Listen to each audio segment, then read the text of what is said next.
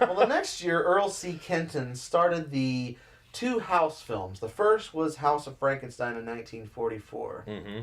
Another addition to the Universal Monster franchise is J. Carrol Naish. He is also known for his role as Dr. Dacca in the Batman serials.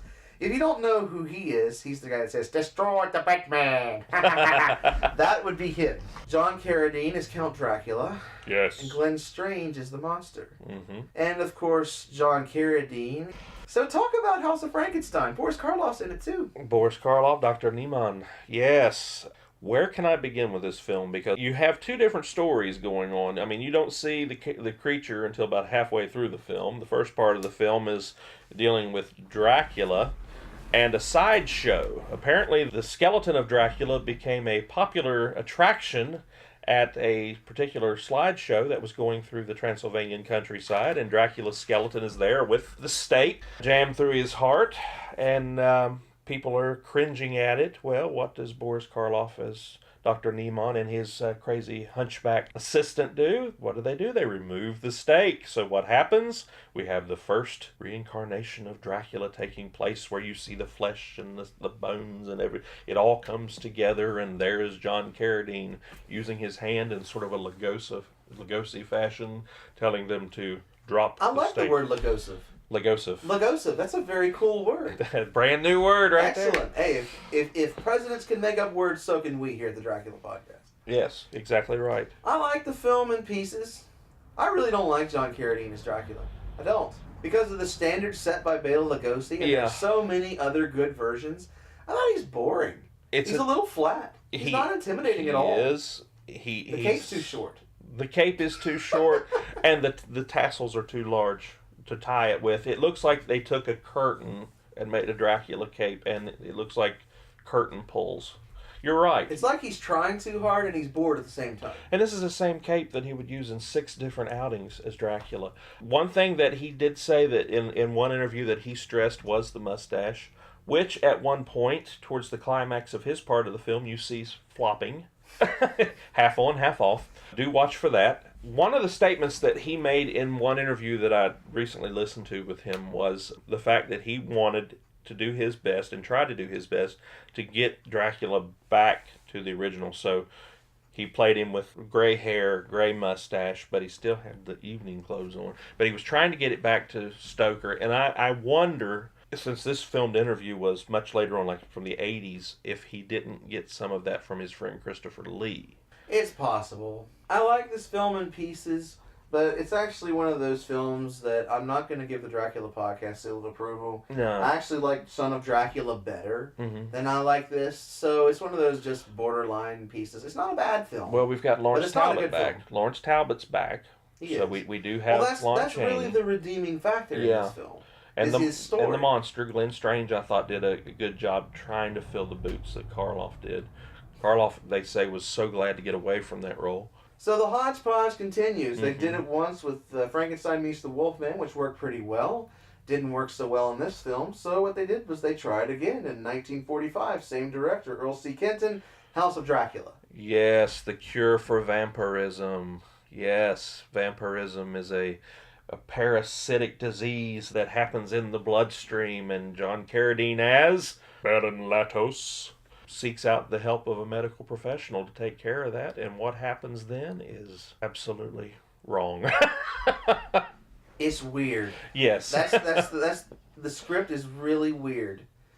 I want to like this film more, but I can't. There are a lot of good moments in it. Again, Lon Chaney Jr. is saving the film practically by himself. Set pieces were a little bit ridiculous. The editing was lazy at this point. Here's the major problem I have, and it's in the very first scene. You have Dracula flying in, and then the transformation back to John Carradine. The last film you killed him off. So Dracula's dead, but yet he's back as a bat in this one in the beginning? Again, there are inconsistencies with Universal, and they start this. Dracula coming back is... It actually didn't start with the Hammer films. It started with Universal. Yeah. And the difference is with the Hammer films, they took care to show logic in how Dracula comes back. Here it's, okay, let's just pump out movies and see what sticks. Mm-hmm. Yeah. Again, it's in the same boat as House of Frankenstein. I don't give the Dracula Podcast seal of approval, but Lon Chaney Jr. is so good for so long that by himself, it's a great piece. It continues the stories of Dracula, kind of. It continues the story of the Frankenstein monster, which is a bit much. But the most interesting thread is the story of Lawrence Talbot. Yeah. That's the one thing that these two movies helped to solidify was the story of Lawrence Talbot. And he was named after me. Just kidding. Wow. What do you do in a full moon? He's not named after... Well, that should be left unspoken. 3 years later, Charles T. Barton comes out with a wonky version of the Universal Monsters, 1948's Abbott and Costello Make Frankenstein. Bela's back in the Cape. Yes. Along with Glenn Strange, along with Lon Chaney Jr., again as Lawrence Talbot, and also Vincent Price this time as the voice of the Invisible Man. Yes, on a desert island. This film is goofy. It doesn't take itself too seriously. And again, if you listened earlier, films that don't take itself too seriously in the 30s and 40s are in a special place in my heart, as does this film. It's still funny. Yeah. Bela Lugosi is playing this role straight, and it's really good that way. Because you have Abbott and Costello providing the humor, you've got Lawrence Talbot as the tragic figure in the middle, you got the Frankenstein monster who's a bit of the thread, and might be a little overused, but then you have Count Dracula, who has his own logic in trying to find his place in this modern world. And now he is also a mad scientist to boot, which is also a precursor to Grandpa Munster. Oh, boy. I think that's exactly where that comes from. But anyways, yeah, it's a great film, and Lugosi is just prime. He's doing everything in this film that he can do to bring that charm back to the role, and it's great to see him again. So do you give this film a thumbs up? Actually, I do. I do too. I give it a solid thumbs up. Yeah. And here's the cool part. You can also see it in Blu-ray. Once again, Universal gives us a gift. It's not with the collection. It's by itself. The restoration isn't necessarily as good as Dracula, but it's quite solid. It's a funny movie with good performances, a good script, there's sexy ladies, and it's a fun film. It's just fun. It's a good time. Even my wife, who's not really a horror fan, we can sit down, enjoy this film, have a laugh. There's Bela Lugosi as Dracula. How cool is that? That's exactly right. It's amazing. So Universal is pretty much, for lack of a better term, in the coffin at this point. Their one last gasp came in 1954 with Jack Arnold's The Creature from the Black Lagoon. Oh, yes. An entirely different piece from what we've seen previously. That is a very interesting movie. The creature in itself, the part fish, that was always interesting. The makeup in this one was very, very interesting. And the way that it attacks from below always brought a little element of surprise to the whole thing, I thought. Really, really a good movie. I thought it was the precursor to Jaws. I love where it's set. I like the performances. Yeah. It dragged at times. The editing was a bit sloppy. But I love the shots. I like the way it feels. I give it the Dracula Podcast seal of approval. Absolutely. And guess what? You can also buy this in the Universal Essential Collection, again on Blu-ray. This is what Universal does well. They do film restoration well. And when they get great properties, when they actually sit down and think about vision and where it wants to go, and there's one person in charge, and Carl Laemmle was there, that's when Universal succeeds. So, John, what can we learn about this whole journey we've taken from Phantom to Creature from the Black Lagoon? Well, the number one thing is that people need to get out there and buy that Blu-ray and watch these films if they haven't done so. You're really missing out on quite a bit of our culture by not doing so. These films have stood the test of time.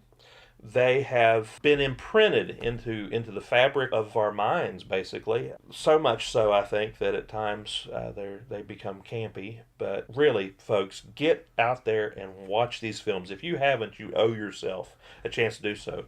So, John, taking this journey, what is your least favorite film of the ones we've discussed?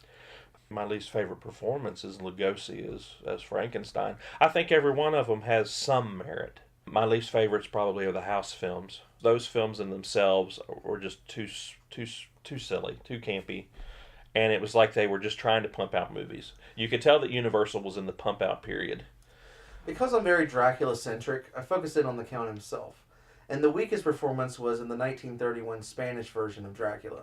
Even though it's a very lively production, that's actually my least favorite of the genre. At least with the House films, there's a little bit of something going on, there's a little action. We know we're past the point of Lugosi, and John Carradine's actually better than Carlos Furias, I think that's his name. And he's a lot better than Lon Chaney Jr. He is. That's my least favorite film. You got to remember, John Carradine did have the best voice in Hollywood. Oh, well, we'll see. Out of this whole franchise, people are probably a little lost at this point. But if you had to pick 5 films. 5 films. Your 5 favorite films for folks to watch out of this whole franchise, what would they be? They would be Lugosi's Dracula, the 3 original Frankenstein films with Boris Karloff, and The Wolfman.